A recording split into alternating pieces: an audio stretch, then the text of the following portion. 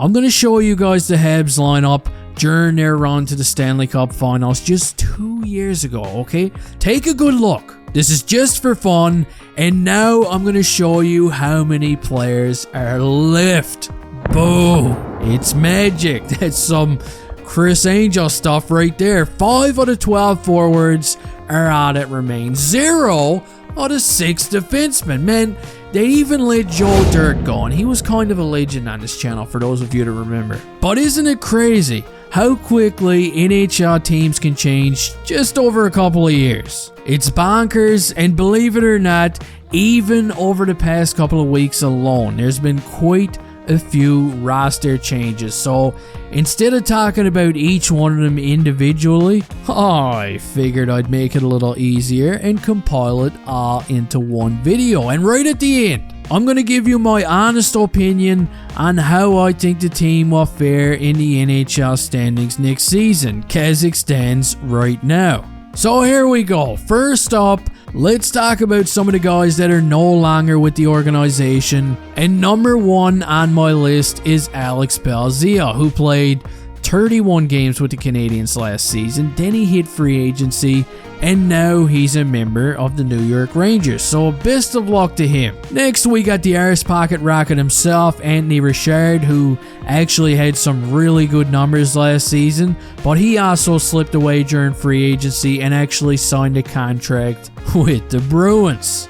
Oh God, really? Richard, you could have took your skates off before you decided to kick me in the nuts like this? Jeez. Denis Gurianov is next. He was a restricted free agent at the end of the season, but Kent Hughes decided not to offer him a new contract, which makes him a free agent. Then we got Joel Edmondson, who was traded away to the Washington Capitals just a couple of days ago for a chips pop in a bar.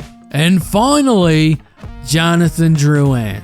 Johnny. His contract has finally come to an end in Montreal. He tested free agency and actually signed a new deal with Colorado. Can you believe it? It's officially over. The Drouin saga is now complete. But moving on, it's also worth pointing out that Pa Barnes' contract is officially over as well. Paulie B is considered a free agent now, and it's kind of funny because I still see Barron in videos at the Bell Center, even on the Montreal Canadiens Twitter. He's welcoming all the prospects and stuff, giving them pep talks. The guy's kind of like the neighbor's cat. He won't go away.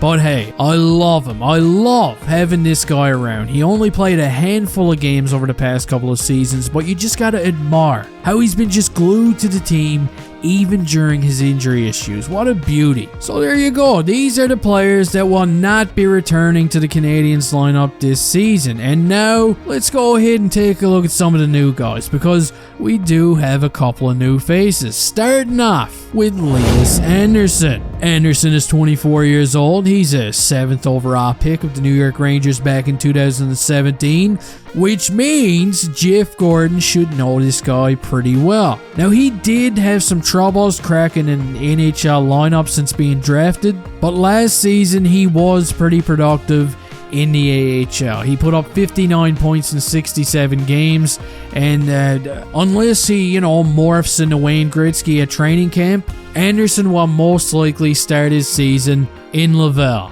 Next up, we got the biggest addition of all so far during this offseason, and he likes to go by the name of Alex Newhook. Yes, this Newfie boy is going to be trying to make a good impression this year. The Habs, they paid a premium just to get their hands on this guy, and they're hoping that he's going to be able to take his game to the next level under head coach Marty St. Louis. And that's pretty much it for the new faces on the roster. Now keep in mind, the Habs did re-sign Sean Monahan. They actually just re-signed Raphael Harvey-Bedard just a couple of days ago. What a beauty he is. Michael Pezzetta is signed once again as well. So now let's go ahead and look at the projected lineup for next season. An early look, I guess we could say. Here's what I got. Line number 1. I got Nick Suzuki between Cole Caulfield and Kirby Dach. I really liked this line last season, and even though Dach was doing pretty good at center, I wouldn't have any problem putting him back on the first line. Line number 2, I got Sean Monahan between Uri Slavkovsky and Josh Anderson. Christian Dvorak is between Alex Newhook and Brendan Gallagher on the 3rd line. And Jake Evans is between Mike Opposita and Raphael Harvey-Bedard on line 4. Now listen, I know missing from this list is Mike Hoffman and Yoel Armia, but too bad. I'm not a really big fan of these guys, and I'd rather play Piz and Raphael Harvey-Bedard any day of the week. Now let's take a look at my defense lineup. I've got Mike Matheson and David Savard as the top unit, Caden Gooley and Justin Barron as the second unit, depending on how Barron looks at camp. And I've got Arbor Jacki paired up with Jordan Harris on the 3rd unit, with Honda Civic out for an oil change to start the season. No offense to him, because I love Honda Civic, but I'm just assuming they're going to have to rotate these guys until finally one of them goes down due to an injury. But anyway, this is my lineup as it stands right now for the Canadiens next season. This is not a playoff team at all, in my opinion. But I do feel like they're going to be a little more competitive than what they were last season, okay? The rookie defensemen from last season are going to be a little more relaxed this season. They're going to be playing with some more swagger. I'm also hoping that Alex Newhook can just fit into the lineup well and provide a bit of a spark. But the big question for me, of course, is injuries, okay? If these guys get slapped across the head again with injuries this season, oh my god, then I can see them falling within the bottom 10 of the league once again. But if they can stay healthy, I'm going to pin them between bottom 10 and the bottom 15 category, okay? Good enough to not have a top 5 pick, but bad enough to not make the playoffs. So you can go ahead and let me know what your lines look like next season down in the comment section.